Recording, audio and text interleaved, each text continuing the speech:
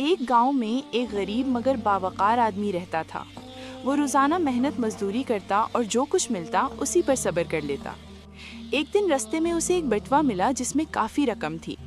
दिल ने चाहा कि ये पैसे अपनी मुश्किल जिंदगी आसान करने के लिए रख ले, मगर ज़मीर ने आवाज दी कि ये किसी और की अमानत है। उसने बटवा खोला तो अंदर एक पर्ची थी जिस पर मालिक का पता लिखा था। थका हुआ होने के बावजूद वो सीधा उस पते पर पहुंचा और बटवा वापस कर दिया। मालिक की आंखों में आंसू आ गए और उसने कहा, तुम चाहो तो इनाम ले लो। मगर उस आदमी ने मुस्कुराकर जवाब दिया, मैंने अपना फर्ज अदा किया है, इनाम नहीं। कुछ दिन बाद उसी आदमी को एक बेहतर काम मिला और उसकी जिंदगी बदल गई। वो तब समझा कि सच्ची नेकी कभी जाया नहीं जाती।